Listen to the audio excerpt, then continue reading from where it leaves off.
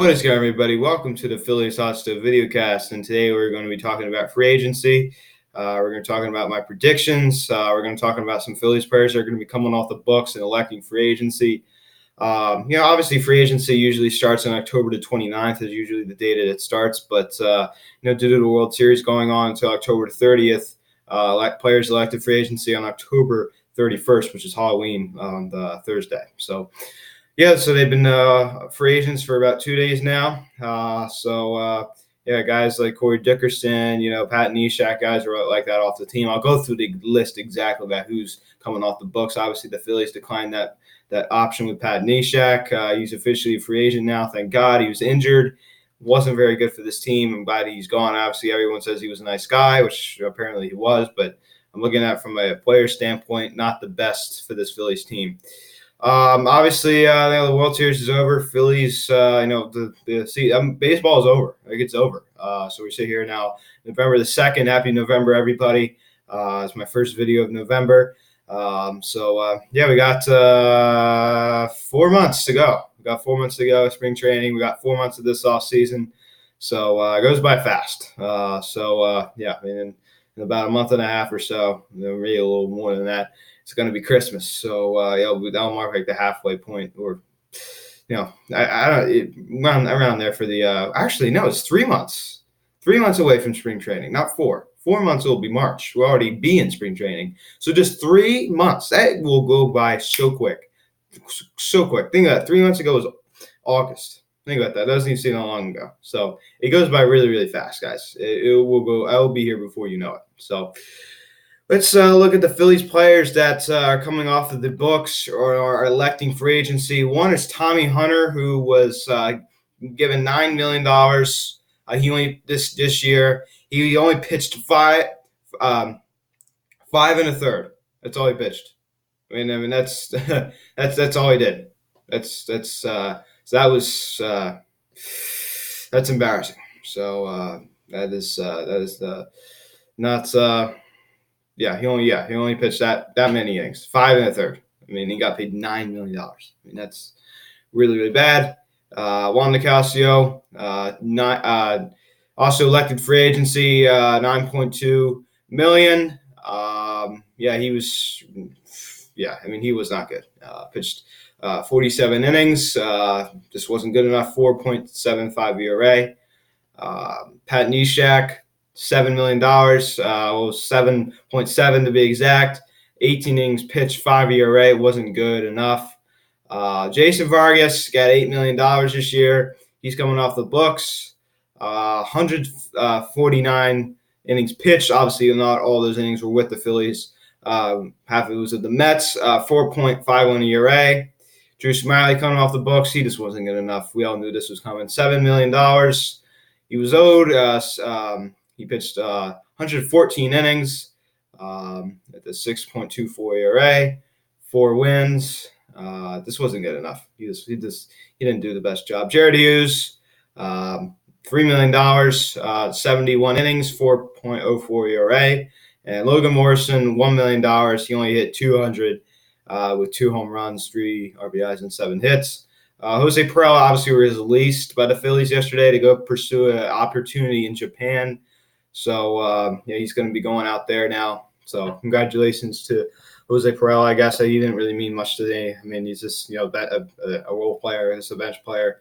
I don't know. I mean, he was okay. I mean, it wasn't anything special. So, whatever. I mean, he wasn't here long. Obviously he was with San Diego for a while. So, yeah, I mean, whatever. I mean, I didn't have any, connection with him or anything. So, I don't really care that he went. So, looking at daily, $825,000, 47 innings pitched, 9.82 inning, 9.2 ERA, Rob Brantley, $500,000. He did not even have a plate appearance. Fernando Salas, $500,000 as well. Only pitched 2 innings, 6.75 ERA. Brad Miller, obviously, we hopefully re-sign him. 260 average, 13 home runs, 25 RBIs, and 40 hits on the season. Obviously, he had that tear at the end of the season, 500 grand. Sean Rodriguez, terrible, 223, 4 home runs, 12 ribbies, 25 hits. He just wasn't good enough. I mean, he was terrible. 500 grand. Nick Vincent, 44 innings pitched at 4.43 ERA, and 500 grand as well. So Shane Robinson also elected free agency. Unfortunately, this does not show the This does not show the the salary for him. So I mean, some of these guys, obviously Pat Neshek, some of these guys, obviously his option was declined, but the guys like Jason Vargas and Jared Hughes, obviously do have options, still have call options that have still not be declined, but they're going to probably be. So so they're the only two people that have club options. There's no player options here. If you're not familiar with what a club option is, if the club wants to keep a player, they could just extend it and have it just pick up the option and go on next year. If they want to say goodbye to him, then they could decline the option. There's like a buyout, and then you say goodbye. So, and if you're familiar with the player option, that's almost like with a player has the most power. So the player obviously is a very player-friendly option. So it means the same thing. If the player wants to stay, almost like Steven Strasburg. Steven Strasburg wants to stay in Washington, then he's going to, continue with the player. He's going to accept the player option, and he's going to continue. If he doesn't want to, he'll decline it, and he'll become a free agent. So that's basically what it means. So there's no players on this Phillies team that have player options. So there's obviously only two, Jason Vargas and Jared Hughes. So obviously Pat Neshek was declined. So with the club option. Tommy Hunter isn't coming back. Juan Nicasio is not coming back. Corey Dickerson, as much as I like him, we don't have room for him. We have Adam Hazley. We have Andrew McCutchen coming back next season. I would like to see Hazley get some development. I do not want to see him sitting on the bench.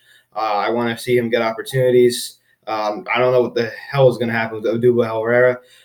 He's a disaster. Obviously, he was officially activated off of that restricted list. Obviously, he had a huge scandal with that woman. Obviously, his girlfriend in Atlantic City back in June. So he was suspended for the rest of the season. He's a dirtbag, man. I don't want him back. We don't have room for him. I like Hazley. I really, really do. Obviously, we have Harper and right. He's a lock there. You get slide McCutchen to the left, and I just don't see it. I really don't. I don't think we have much room for Corey Dickerson. As much as I like him, he had a good impact on his team when he was here, but he's just not a long-term answer. We just don't have room for him. I mean, really. Not to mention we still have Jay Bruce, who's going to be a bench bat. Who knows what's going to happen with Roman Quinn? Scotty Kingery. I don't even know what's going to happen with the third base position. We're definitely going to. Franco's not going to be here next year, and Mike Moustakas declined his option.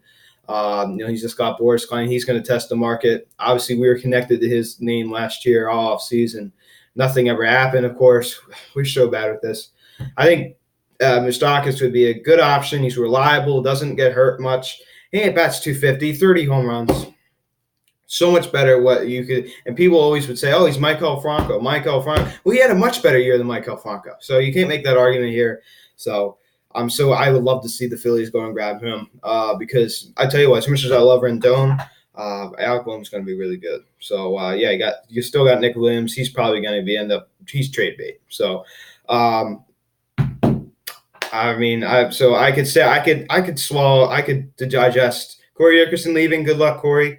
You just don't really fit here. There's no room. So he walks. Pat Neshek gone, overpaid. Hurt all the time. Every single season he was hurt. And then don't try to sweet talk me with the 2017, he's an all-star. I don't want to hear it. That was when we sucked. That's when we were a horrible baseball team. So I do not want to hear it. He is not a good I'm not saying he's not a good person. He just wasn't a good productive player. I don't know. I don't like him. So I'm glad he's gone. Jason Vargas, obviously the club option has officially not been declined yet. Is probably going to be not great. Not great, and we all knew it. Drew Smiley, gone. they were just throw-ins, really. I mean, they really were. They were just the second thoughts by Matt Klentak. Jared Hughes wasn't terrible. He definitely kind of fell apart at the end. Obviously, he has that club option. It might be picked up. I don't know. But I'd probably say we're probably just going to clean house with the bullpen. Logan Morrison, bench bat, not coming back. Jose Perel obviously was released to pursue that opportunity. Dan Straley, gone. Rob Brantley, gone. Fernando Salas, no, thank you. I do not want a 6 ERA in my team. Gone. Brad Miller, I would like to see the Phillies re-sign Brad Miller. I think he's a great player. You could maybe have a platoon with third base next year. But if they do end up not re-signing him, then maybe I can understand it. I mean, we have a logjam in the infield. So, I mean, I'd like to see him get re-signed, but if we don't, then it's fine. Sean Rodriguez definitely gone. Nick Vincent gone. Shane Robinson gone. So Brad Miller is one of the only people on this list who I'd like to see get re-signed. So that's pretty much it.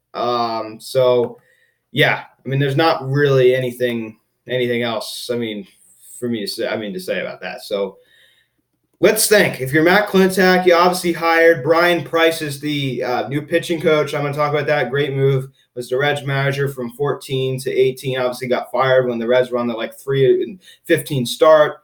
He was really terrible as the Reds manager, but I'm confident that he's a good pitching coach. He spent a lot of years as a pitching coach, so he has experience. So he's no dummy. Obviously, he had that press conference where he said, I forget. It was in 15, I think. He had this press conference where he just totally went off on the media. If you want to go look for it yourself, and there's some bad language in it, but I kind of thought it was kind of funny, but it's not a very appropriate language.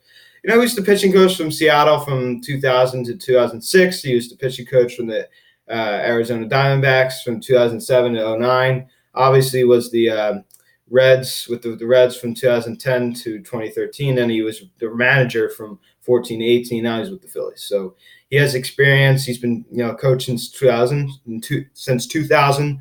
So I like this move a lot. Not a good manager. He's almost like a Mickey Callaway. Not a good manager, but he's a good pitching coach. Obviously, Callaway went to LA. We still need to fill that pitching coach. Obviously, that Dickerson, who was our infield coordinator, he went to go to San Diego to be a bench coach for San Diego. Obviously, Jace Tingler was hired as the Padres manager. So, Phillies off-season targets. Number one priority, pitching. I understand Anthony Rendon would be sweet. It really would. It'd be sweet. Having Didi Gregorius, that would be sweet. But you know what the real priority is? Pitching. And you look at the Washington Nationals, these teams who win the World Series, like the Houston won a couple years ago. Boston won last year. Washington won this year. You look at, even back, you got these two teams. So how do they win? With pitching. You saw it with Washington this year. They had Scherzer, Strasburg, Corbin, Sanchez. Their rotation is deep as anything. You go look at Houston. Obviously, they're going to lose them. But Cole, Verlander, oh my gosh, Greinke now. So, their rotation is you have to have a strong rotation. Think about the Phillies rotation. Aaron Nola, who had a very, very down year. Jake Arrieta washed up. I think there's just question marks after that. Zach Eflin, not consistent. Vince Velasquez, we're just throwing him out there because we have no one else. And then we have guys like Nick Pivetta. These are just not reliable options. You got a guy like Garrett Cole, 20-5 at the 2.50 ERA, 212 innings pitched. This guy is an innings eater. He has a 0.889 WHIP.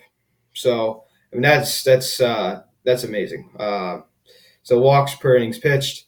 If you don't know what that means, so that's really, really low. So that's a good thing. You want it to be low. So yeah, he's definitely a special pitcher. You look at his career when he was at Pittsburgh, he wasn't great. In his final year at Pittsburgh 2 years ago, he had a 4.26 ERA. So it wasn't like he was some stud.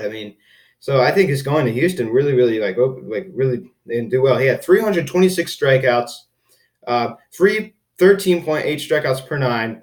A 185 ERA plus and a 2.64 FIP. So all those stats led the American League, and this guy's a special player. Now, what kind of contract is he going to be expecting? I would say probably around a shorter term deal, 4 to 5 years with a really, really high AAV. That's like the thing to do now. Sign the low contract with the skyrocket AAV. That's probably what he's going to end up doing. Obviously, I heard the LA Angels are the best betting odds to signing him. I don't know. I'm not really going to get my hopes up. We're not good at getting good pitching. Would I like to see it happen? Yes, of course. But I think he's going to end up with either LA or New York. So that's what I think. It's going to be an Angels or the Yankees. I do not think he's going to be coming here. And I don't know. Maybe I'm wrong. I don't know. I just don't feel it. I got that certain feeling with Bryce Harper last year that we would get him. And I was right, and I don't get that feeling here. And maybe I will later, but as of right now, I don't. But Garrett Cole would be great. 326 strikeouts. He's just so amazing. He really is. He's so amazing. He was pretty good during the World Series. Wasn't fantastic. Was much better in that game in D.C., that last game in D.C., when the Astros took a 3-2 lead and then choked. So he was very good there. Yeah, I mean, I would really, really like to see the Phillies make a run at this guy. And listen, I mean, if we don't get him, then there's still other options out there.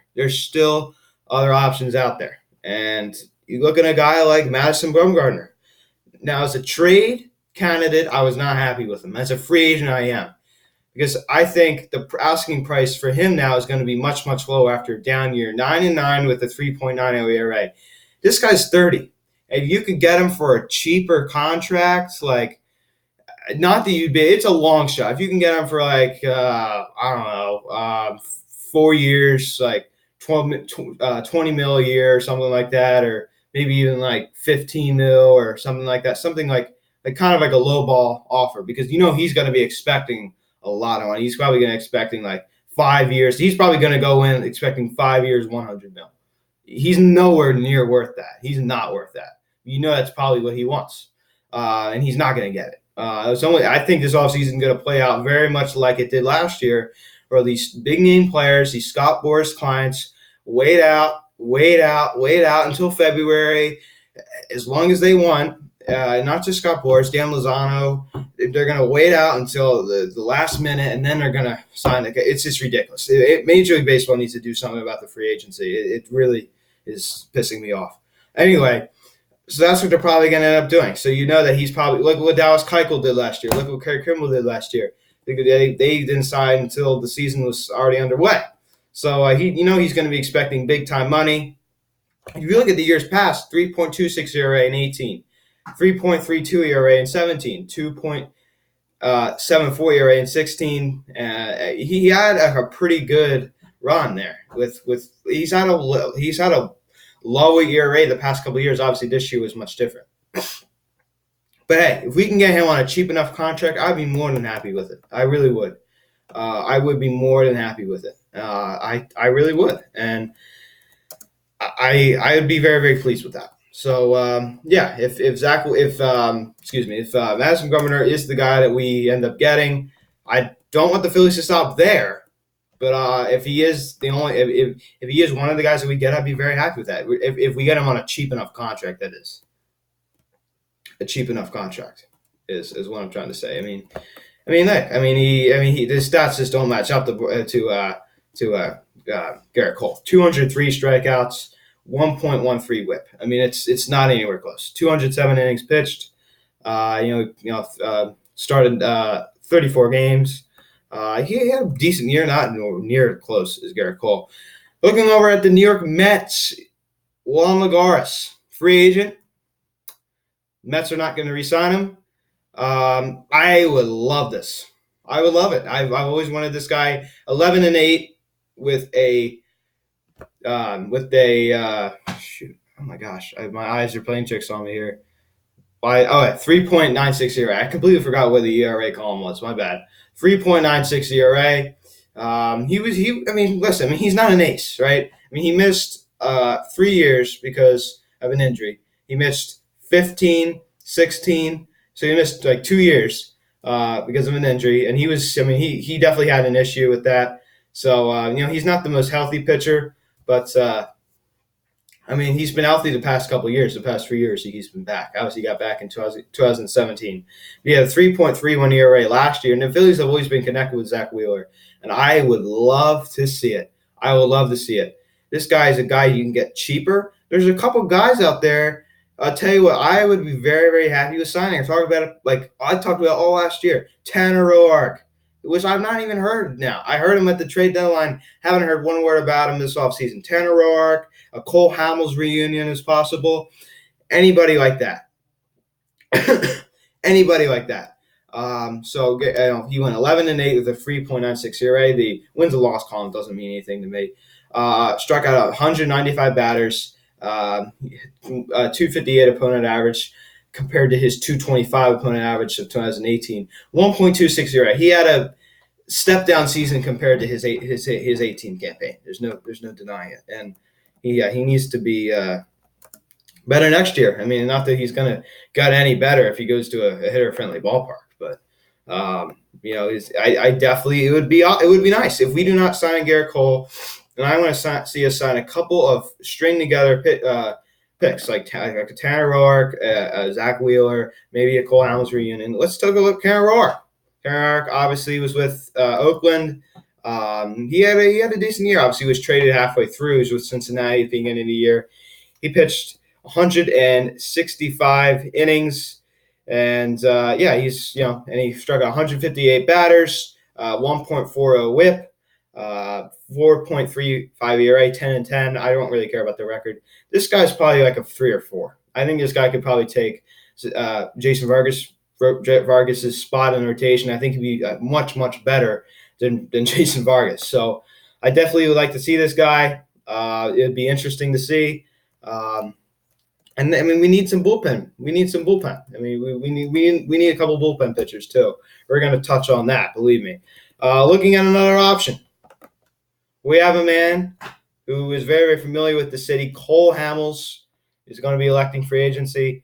And listen, he's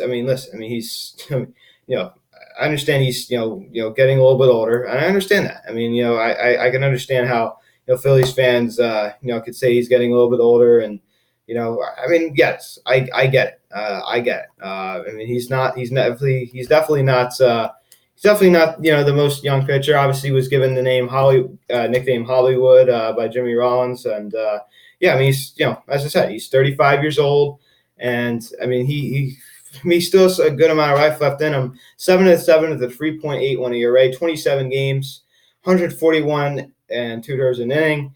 143 strikeouts, 1.39 WHIP. So, he'd be a guy you could sign that rotation. So I'd be pleased with that. So those are my starting pitching targets. I'm not going to cover every single one because I'd be here for like an hour. So I'm just doing the ones that would be realistic, I think, for the Phillies. Now looking over at the New York Yankees, Aroldis Chapman, 31 years old. Obviously, he was with Cincinnati for a while. Obviously, spent that short time with Chicago. Obviously, the Yankees traded Gleyber Torres, or the Cubs traded Gleyber Torres for Chapman, and he ended up going back to the Yankees. Chapman did, so that was kind of funny. Chapman, 2.21 ERA, 3-2, 60 games, 85 strikeouts, 1.11 WHIP, 57 innings pitched. This guy is a guy, and he has a career 2.23 ERA with a career 1.0 WHIP, 0.02 WHIP, and he has 883 career strikeouts, 532 innings, 535 career innings pitched. This is a guy who could rely on every single year. This is a guy that when you bring him into the game, the other opposing side, the one-run game, the guys on the other side know that it's going to be tough. When you bring a guy like Hector Neris on the team, it's an open shot for anybody, a one-run game. I literally get like anxiety in the ninth inning. We're up by one game. Anxiety. If we sign Aroldis Chapman, I will no longer feel that way. Obviously, you're gonna blow a game. There's gonna be some blown games. It's inevitable. It happens every time. It's gonna happen every season. It's gonna happen, right? But it's not gonna be anywhere close to the amount of blown games that Hector Neris blew for us. And it wasn't just Hector. And now we have a manager like Joe Girardi who could reunite with Aroldis Chapman. He was going to have set roles in the bullpen, something that Kapler did not do. And obviously, Todd Frazier, obviously, we'll get to him a little bit later as of potential players to the Phillies could sign. But Chapman would be amazing. And I heard the Angels are connected to him. I heard the Cubs are connected to him. I really hope we are. I don't think the Cubs are going to get him. I'll tell you that right now.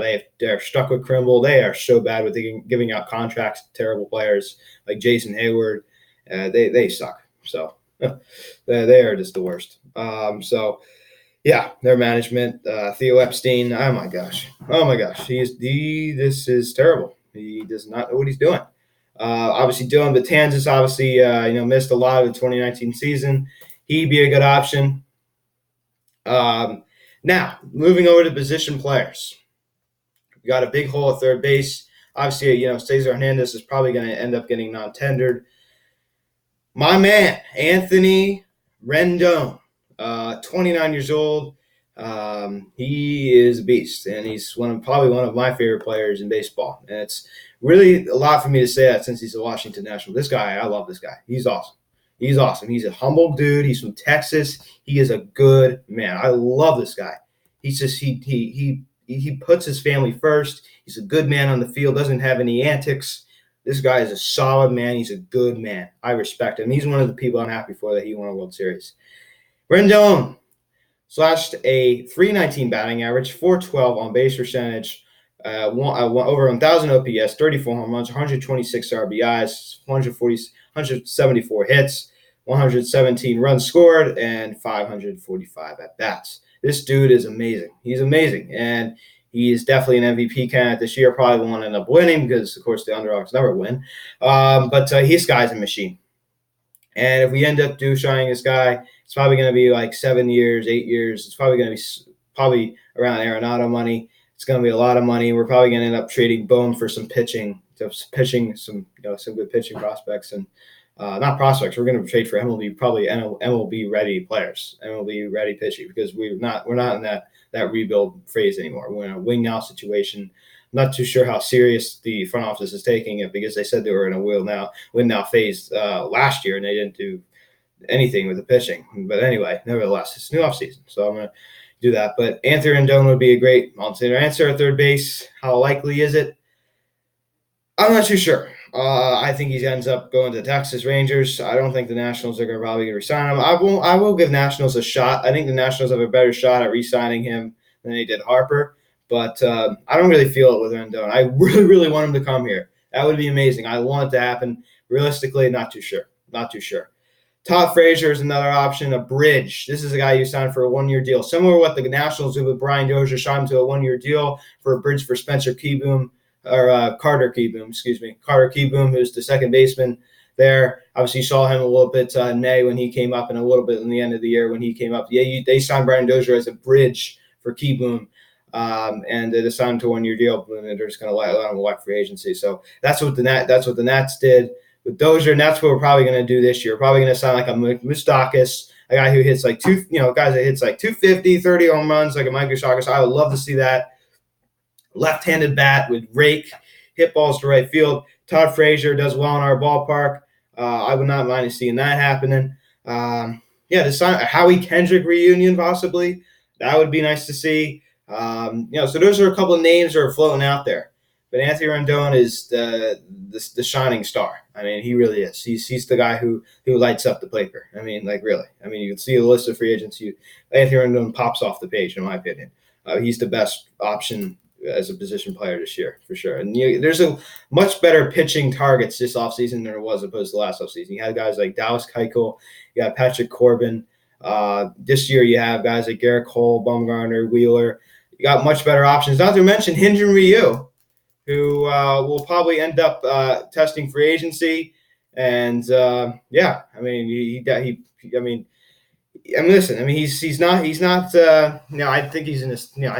He's in his 30s. I'm not too sure the exact age, but yeah, I mean, he'd be a good option. I mean, he really would. I mean, he's obviously he's a left-handed pitcher. He had a 2.32 ERA, 182 innings pitched, and yes, I mean the fact that he is a little bit older. Yes, I know that, but he's 31 years old. But I mean, would I like a pitcher, or 32 years old, excuse me. Would I like a pitcher a little bit younger? Yes. With this guy, I mean, if you could bring him on a decent contract, do it. So Hyunjin Ryu, one of those players as well. So that's another pitcher add to that good list. Anthony Rendon is the best position player on this market, and Garrett Cole is the best pitcher. So that is what I want the Phillies to do. Got a bridge for Bohm, and I want them to add to rotation. Get some bullpen pitchers like Chapman or Betances, or get some Garrett Coles of the world. Get some maybe a Roark of the world, or a Wheeler of the world. Just get some good players. Get some good players. Have a more productive offseason than you did last year. And we're going to be a little bit stupid about the way we spend our money. So thank you all so much for watching this video. Thank you all that stuck around to watch the end of this. Bryce Harper video probably be coming the next 2 days. I don't know if it's going to be tomorrow. I'm not going to make any promises to you. I'm down here. Obviously, I haven't been down here for like 3 months or so. So thank you all so much for watching this video. My throat is like sore as anything after this. Thank you all so much for watching this video. Please subscribe if you have not yet. Please turn on that notification bell. I hope you guys enjoyed this video. And I will see you all next time. Please subscribe if you have not yet. Please share this video around. And thank you all so much for watching this video. I am Luke, and I will talk to you later.